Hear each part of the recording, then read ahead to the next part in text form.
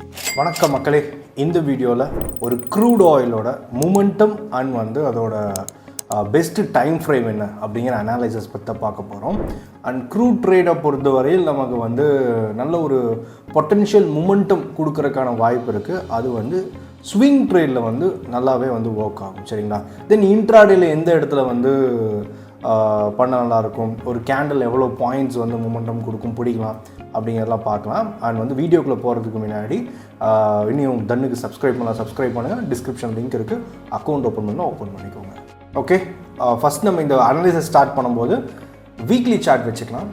Just chart எடுத்துகிட்டு weekly time frame நம்ம click பண்ணால் வந்துருச்சு. தென் இப்போ நமக்கு என்னென்னா, இங்கே மெஷர்மெண்ட் டூல் இருக்கு இல்லைங்களா, இந்த மெஷர்மெண்ட் ஸ்கேல் எடுத்து போயிட்டு என்ன ஒவ்வொரு கேண்டில் மெஷர் பண்ணலாம். சரியா, குயிக்காக என்ன மூமெண்ட்டும் ஒரு வாரம் கொடுக்குது அப்படிங்கிறது பாருங்கள். அப்போ தான் ஒரு ஸ்விங் எவ்வளோ பிடிக்க முடியும் நம்மளால் தெரியும், எவ்வளோ பாயிண்ட். இங்கே பாருங்கள், லாஸ்ட் இந்த செட் ஆஃப் கேண்டில் இருக்கா, கடைசி வாரங்களில் மேக்ஸிமமே 250-300 பாயிண்ட் தான் நகர்ந்துருக்கானே. ஒவ்வொரு கேண்டில் 250 பாயிண்ட் 200-300 பாயிண்ட் தான் நகர்ந்துருக்கான். நல்லா கன்சால்டேட் பண்ணியிருக்கான். இப்போ அதுக்கு முன்னாடி வாரம் இந்த கேண்டில் பாருங்கள் எவ்வளோ, 550. அதுக்கு முன்னாடி வாரம் 360. அதுக்கு முன்னாடி வரும் 370, 400. சரியா, இந்த மாதிரி நகர். இது இங்கே ஒரு ஸ்விங் இருக்கு இல்லைங்களா, இங்கே பார்க்கலாம். இங்கே பாருங்கள், இந்த கேண்டில் கிட்டத்தட்ட வந்து 360, இந்த கேண்டில் 440, தென் இந்த கேண்டில் ஒரு 300. சரியா, நான் நோட் பண்ண வரையும் க்ரூட் ஆயில் ஆவரேஜாக மினிமம் ஒரு 300-500 பாயிண்ட் வந்து ஒரு வீக் மூவ் ஆகும். சரியா, மொமெண்டம் 300 to 500 பாயிண்ட் மூவ் ஆகுது. நீங்கள் ஒரு ஸ்விங் பண்ணுறீங்கன்னா அப்போ அந்த ரேஞ்சுக்குள்ளே தான் ஒரு வீக்குள்ளே நம்ம என்ன பண்ண முடியும், ஒரு ஸ்விங் அந்த மாதிரி ட்ரேட் பிடிக்கணும்னா பிடிக்கலாம். இதுவே வந்து சம்டைம்ஸ் பார்த்துட்டோம் நல்ல மூவ் ஆகுறது, சடனாக ஏதாவது இன்வென்ட்ரி ஏதாவது நியூஸஸ் வரும் இல்லைங்களா. ஏன்னா க்ரூட் அப்படி நம்ம ட்ரேட் பண்ண போகிறோன்னா மோஸ்ட்டாக வந்து இது இன்டர்நேஷ்னல் மார்க்கெட்டில் ட்ரேட் ஆகிட்டு இருக்கும். யூஎஸ் நியூஸ் எல்லாத்துக்கும் வந்து வாலட்டைலாக ரியாக்ட் பண்ணும். இப்போ பாருங்கள், அப்போ வந்து நமக்கு வந்து ஒரு 1000-1200 பாயிண்ட் கூட மூவ் ஆகிறதுக்கான வாய்ப்பு இருக்குது. இந்த பிக் கேண்டில்ஸ் பார்த்தீங்கன்னா 1000 பாயிண்ட், க்ரீன் கலர் பாருங்கள் 1000 பாயிண்ட். தென் நீங்கள் பாருங்கள், இந்த பிக் கேண்டில் கிட்டத்தட்ட வந்து 970 பாயிண்ட்ஸ். இந்த பிக் கேண்டில்ஸ் எல்லாமே சம்டைம்ஸும் மூவ் ஆகும். சரி, எல்லா வாரங்கள்லேயும் வந்து நமக்கு வந்து கிடைக்காது, சம்டைம்ஸ் மூவ் ஆகும். நல்ல ஒரு 1000 பாயிண்ட், 900, 1200 பாயிண்ட் கூட நல்லா, அது ரொம்ப அதிகம். 1200ங்கிறது ஒரு 900-1000 பாயிண்ட் வச்சுக்கோங்க, நல்ல மொமெண்டம் தரும். அது எல்லா இடத்துலையும் நம்ம வந்து பார்க்க முடியாது. மோஸ்ட்டாக நம்ம 300-500 பாயிண்ட்டை ஒரு வீக்குள்ளே வந்து ட்ரேட் பண்ணுற மாதிரி இருக்கும். அப்போ அதுக்கு எது பெஸ்ட்டு டைம் ஃப்ரேம் அப்படின்னா 4-hour சார்ட். மோஸ்ட் ஆஃப் த இதுக்கு பின்னாடி இருக்கிற முக்கியமான காரணம் வந்து most of the forex traders வந்து பார்த்துட்டா ஸ்விங்குக்கு வந்து 4-hour சார்ட் தான் யூஸ் பண்ணுவாங்க. ஏன்னா ஸ்ட்ரக்சரில் நல்ல ஒரு மொமெண்டம் கிடைக்கும். இப்போ ஒரு 4-hour சார்ட் நீங்கள் வச்சுக்கிறீங்க க்ரூட் ஆயில். இப்போ இதில் வந்து நான் டெக்னிக்கல் இப்படி பார்த்தாலும் இது வந்து சேனல்னு சொல்லுவாங்க பாருங்கள், சேனலில் போயிட்டுருக்கான். இப்போ ஒரு 4-hour சார்ட்டில் ஒரு கேண்டில் மேலேருந்து ஃபால் ஆகிற ஒரு கேண்டிலே நமக்கு வந்து கிட்டத்தட்ட 100-120. சரியா, இந்த கேண்டில் பாருங்கள் கிட்டத்தட்ட ஒரு 60 பாயிண்ட்ஸ்.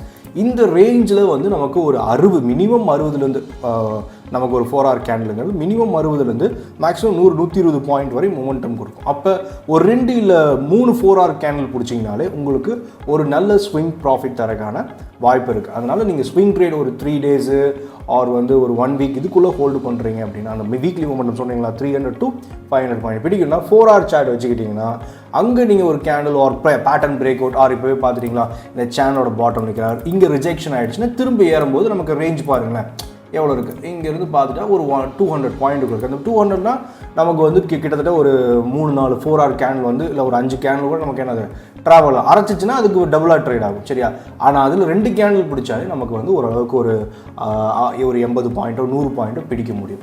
சரியா, மோஸ்ட்டாக வந்து ஏன்னா எல்லாம் மினியில் தான் ட்ரேட் பண்ண போகிறோம். மினிங்கும் போது ஏன்னா நம்ம மெகா எடுக்கிறோன்னா 2.5 lakhs இருக்கும் வேணும். எல்லோரும் மெகா எடுக்க மாட்டாங்க, மினி தான் ட்ரேட் பண்ணுவாங்க. அப்போ அவங்க வந்து ஒரு 80 பாயிண்ட்ஸோ 120 பாயிண்ட்ஸோ ஏதாவது பிடிக்கும்னு நினைப்பாங்க இல்லைங்களா. அதுக்கு 4-hour ஸ்விங்கு பெட்டராக இருக்கும். சரி, இன்ட்ராடே பண்ணுறேன் எனக்கு மொமெண்டம் எப்போ வரும், ஏன்னா M6 பார்த்துட்டிங்கன்னா நமக்கு வந்து காலையில் 9 மணிலேருந்து 11 வரை இருக்குது.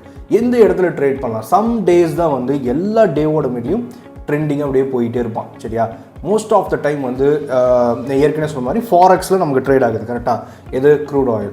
அப்போ அந்த ஃபாரெக்ஸ் செஷன் இருக்கும். இங்கே வந்து Australian session, Japanese session and வந்து European session and US session. சரிங்களா, இந்த 3 செஷன்லேயே என்னால் வொலட்டைலாக இருக்க போகிறது வந்து யூஎஸ் செஷன் தான்.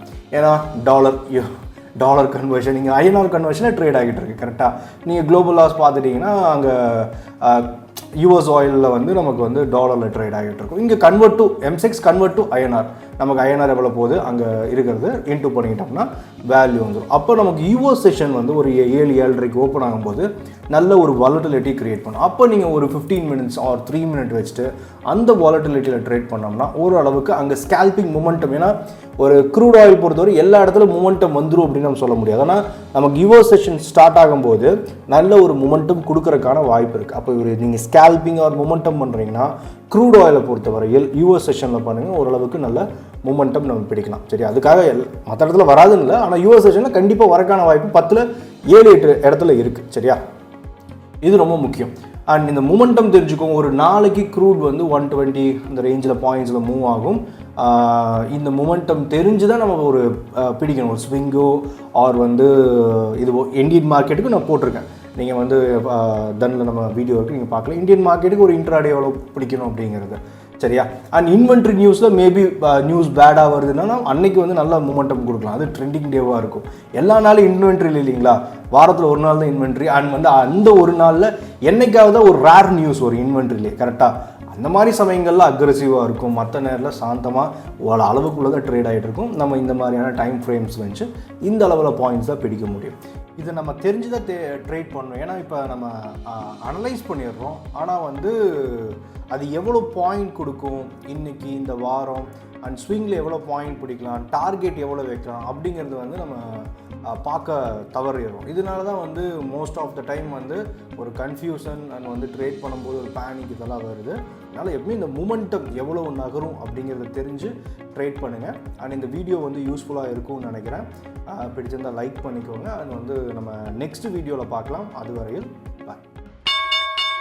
Investments in the securities market are subject to market risk. Read all the related documents carefully before investing.